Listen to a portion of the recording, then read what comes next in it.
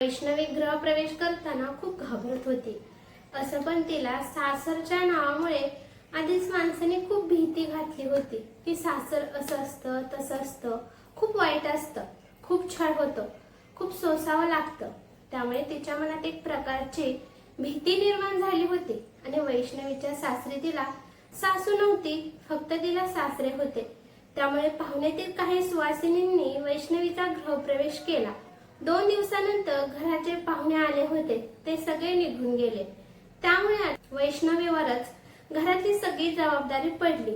तसं तर वैष्णवी प्रत्येक कामात हुशार होती आणि ती उत्तम स्वयंपाकही बनवत होती. पण वैष्णवीला तिच्या सासऱ्यांची खूप भीती वाटत होती. तिचे सासरे जरा कठोर आणि कडक स्वभावाचे होते. त्यांचा त्या घरात रुबाब होता. त्यांचा शब्द कोणीच खाली पडू देत नव्हता. सगळ्या पाहुण्यांमध्ये कठोर म्हटले तर वैष्णवीचे सासरेच होते. कारण काय, लग्नात आलेल्या थोरांनी तिला समजून सांगितलं होतं की तुझे सासरे जरा कडक स्वभावाचे आहेत, त्यामुळे त्यांच्या मनाप्रमाणे वागत जा, त्यांचा कोणताही शब्द खाली पडू देऊ नकोस. त्यामुळे हे कळल्यापासून ती तिच्या सासऱ्यांपासून जरा सांभाळूनच राहत होती.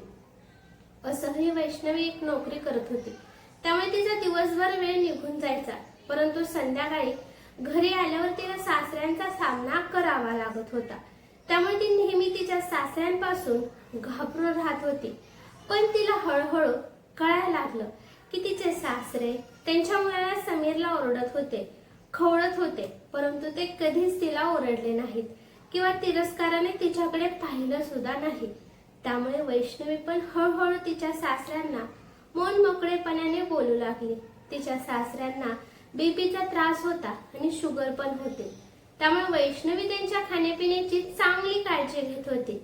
वैष्णवी आपल्या सासऱ्यांना सोपे सोपे व्यायाम करायला सांगत होती आणि सकाळ संध्याकाळ वॉकिंगला पाठवत होती. त्यांचं औषध पाणी सुद्धा ती वेळेवर देत होती.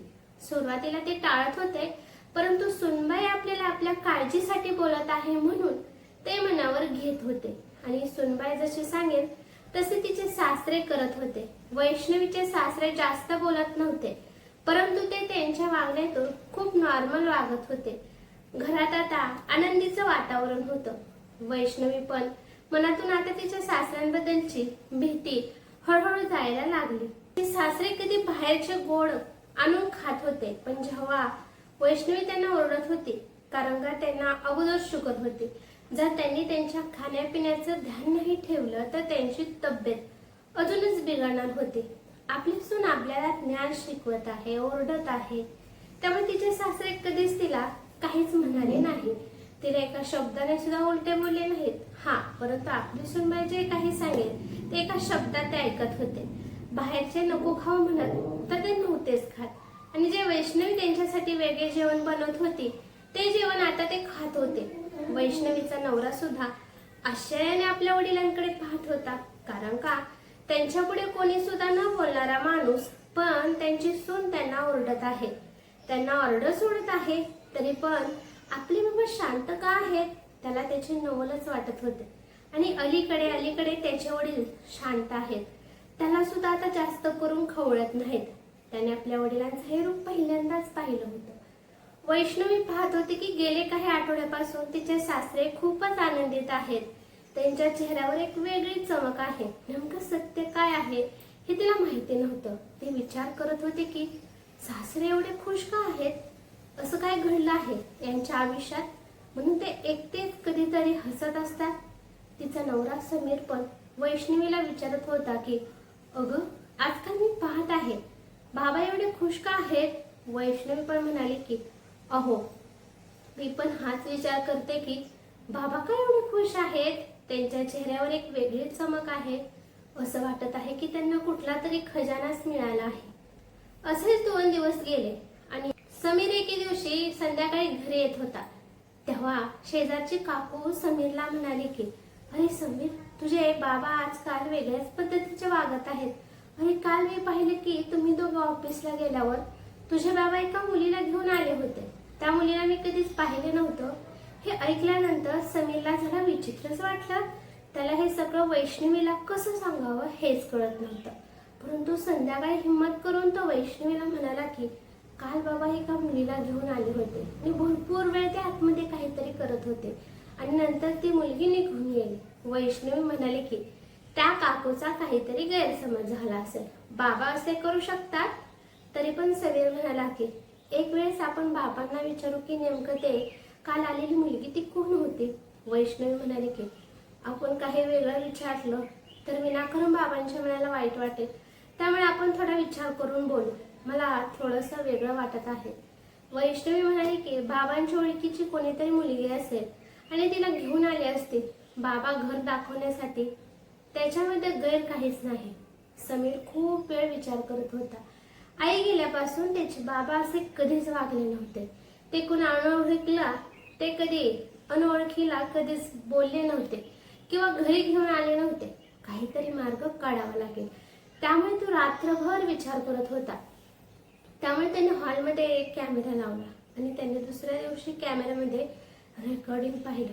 रेकॉर्डिंग पाहिल्यावर समीरला त्याच्या बाबांचा खूप राग आला. त्या रेकॉर्डिंग मध्ये सरळ सरळ दिसत होतं की त्याचे बाबा एका सुंदर स्त्रीला घेऊन त्या खोलीमध्ये गेले होते आणि 2 तासानंतर ती स्त्री आणि बाबा त्या खोलीच्या बाहेर आले. आपले बाबा हे सर्व काय करत आहेत. त्यामुळे त्याला खूप राग येत होता. त्यामुळे तो विचार करू लागला की उद्या सकाळी या गोष्टीवर बाबांना मी सरळ सरळ विचारणार आहे की हे सगळे कसले धंदे लावले आहेत. दुसऱ्या दिवशी समीर जेव्हा सकाळी उठला त्याने पाहिलं की त्याचे बाबा कुठेतरी गायब आहेत. त्याने त्याच्या बाबांना सर्वेकडे शोधले. त्याला धक्का तेव्हा बसला जेव्हा तो त्याच्या बाबांच्या खोलीकडे चालला होता, परंतु बाबांच्या खोलीला लॉक होतं. तो जरा विचार करत म्हणाला की हे काय चाललं आहे. आता बाबा त्यांच्या खोलीला लॉक सुद्धा लावू लागले आहेत की जेणेकरून आम्ही त्यांच्या प्रायव्हेट गोष्टी पाहू नये. त्याला खूप भीती वाटू लागली. एवढ्या दिवसापासून जे नाव कमावलेलं आहे ते एका मिनिटात धुळीला मिळेल. कोणीतरी बाबांना फसवत असेल का असा प्रश्न त्याला पडला. त्यामुळे तो जाऊन वैष्णवीला सगळं सांगू लागला की कशा प्रकारे त्याने कॅमेरा ठेवून पाहिलं आणि बाबा त्या स्त्रीला घेऊन 2 तास त्या खोलीमध्ये होते आणि नंतर बाहेर आले आणि आता स्वतः बाबांनी त्यांच्या खोलीला कुलूप लावलं आहे. हे ऐकून वैष्णवीला सुद्धा धक्का बसला, कारण का तिला कधीच वाटले नव्हते की तिचे सासरे असे वागतील. वैष्णवी खूप समजदार होती. ती विचार करून म्हणाली की कदाचित बाबा एकटे आहेत. त्यांच्या एकटेपणाचा कोणीतरी फायदा घेत असेल का. आपण त्यांना वेळेवर वेळेवर सावध केलं पाहिजे, नाहीतर होतेच नव्हतं होईल. समीरने हा म्हणून मान हलवले. त्या दिवशी वैष्णवीने आणि समीरने सुट्टी घेतली. ते दोघे आज बाबांना बोलणार होते. त्यामुळे दोघे पण आपापली कामे उरकून बाबांची वाट पाहत बसले. 1 तासाने बाबा आले आणि त्यांचा पूर्ण घामाने भिजले होते, परंतु त्यांच्या तोंडावर हसू होतं. वैष्णवी विचार करते की बाबा एवढे सकाळी सकाळी कोणाला भेटायला गेले होते आणि ते पण एवढे खुश आहेत. वैष्णवी आपल्या सासऱ्यांना बोलणारच होती तोपर्यंत समीर आपल्या बाबांना म्हणाला की बाबा मला तुमच्याशी काहीतरी बोलायचं आहे. ते म्हणाले की आता नाही बाळा, मला खूप कंटाळा आला आहे आणि माझं एक महत्वाचं काम आहे. एवढं म्हणून ते आतमध्ये गेले. बाबा नेहमी दरवाजा उघडा ठेवत होते, परंतु आज बाबा जेव्हा खोलीत गेले तेव्हा बाबांनी दरवाजा आतून लॉक केला. वैष्णवी आणि समीर आश्चर्याने एकमेकांच्या तोंडाकडे पाहू लागले. पूर्ण दिवस त्या खोलीला लॉक होतं. फक्त जेवणाच्या वेळेस बाबा बाहेर आले होते आणि ते पण त्यांचा दरवाजा लॉक करून. जेव्हा संध्याकाळचे 12 वाजले तेव्हा समीरचे बाबा वैष्णवीच्या बेडरूम पाशी आले आणि त्यांनी त्या दोघांना उठवलं.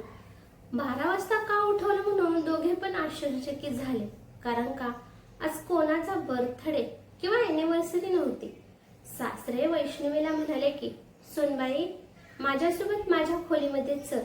समीरकडे वैष्णवी घाबरलेल्या नजरेने पाहू लागली आणि ती समीर सोबत हळूहळू पावलाने सासऱ्यांच्या खोलीत चालली. आतमध्ये गेल्यावर सासऱ्यांच्या खोलीमधलं डेकोरेशन पाहून वैष्णवी आश्चर्यचकित होऊन पाहू लागली. समीर पाठीमागून हळूहळू येत होता. पूर्ण खोलीमध्ये आर्टिफिशियल फुगे, फुले, लाईट्स आणि मनभावून सजावट केली होती. वैष्णवी सासऱ्यांना म्हणाली की बाबा आज कोणाचाच वाढदिवस किंवा अॅनिव्हर्सरी नाही, आणि मग हे तुम्ही डेकोरेशन का केलं आहे? तोपर्यंत तिचे सासरे तिला एक नेकलेस देत म्हणाले, सुनबाई, मातृदिनाच्या हार्दिक शुभेच्छा, हॅपी मदर्स डे. वैष्णवी आणि समीर आश्चर्याने थक्क झाले. बाबांचा कंठ दाटला आणि ते म्हणाले की, सुनबाई, मी माझ्या आईला तर खूप वर्षापूर्वी गमावलं आहे. माझा सांभाळ माझ्या आत्यानेच केला होता, परंतु ती मला जास्त प्रेम करत नव्हती आणि नंतर लग्न झाल्यावर माझ्या बायकोने सुद्धा माझी खूप काळजी घेतली होती.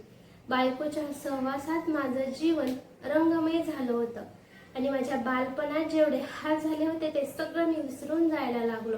परंतु लग्नाच्या 10 वर्षानंतर अचानक माझी बायको मला सोडून गेली.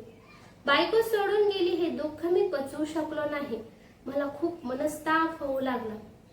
माझ्या आयुष्यात एकटेपणा येऊ लागला. कसं तरी करून मी समीरकडे पाहून स्वतःला सावरलं आणि मग मी नंतर हळूहळू कठोर होऊ लागलो आणि मी जास्त करून कोणाला बोलत नव्हतो. पण आता तू लग्न करून या घरात आली आणि माझं पूर्ण आयुष्य बदललं. सुनबाई, तुझ्या प्रेमात मला माझ्या आईचं प्रेम दिसतं. असं वाटतं की माझी आईच मला बोलत आहे. देवाने माझी आई तुझ्या रूपात पाठवली आहे. तू माझ्या छोट्या छोट्या गोष्टीची काळजी घेते, माझा चांगला सांभाळ करते. ते म्हणतात की माणूस म्हातारपणात लहान मुलासारखं वागत असतो. माझा प्रत्येक हट्ट तू प्रेमाने पूर्ण करते. मला बाहेरचं का खायचं नाही याबाबतीत सुद्धा तू सविस्तर सांगते. त्यामुळे मला तुझ्यात माझ्या आईची छबी दिसत आहे. मला माझी आई तर आठवत नाही, परंतु जशी तू आहे तशीच माझी आई असेल. त्यामुळे मी आज तुला स्पेशल दिवस साजरा तुझा करणार आहे. त्यामुळे एवढी मी तयारी केली आहे. तू यापुढे सुद्धा पण या बाळाचं ध्यान ठेवशील ना?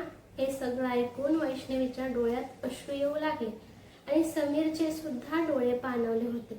समीरला त्याच्या आईची आठवण आली आणि तो आपल्या बाबांच्या गळ्यात जाऊन रडू लागला. वैष्णवीने पण भरल्या डोळ्यांनी आपल्या सासऱ्यांचा आशीर्वाद घेतला आणि म्हणाली की, बाबा, तुम्ही मला एवढा मोठा सन्मान दिला, त्यामुळे मी तुमचे आभारी आहे. मला किती आनंद होत आहे हे मी तुम्हाला शब्दात सांगू शकत नाही. माझ्याकडे त्याबद्दल शब्दच नाही.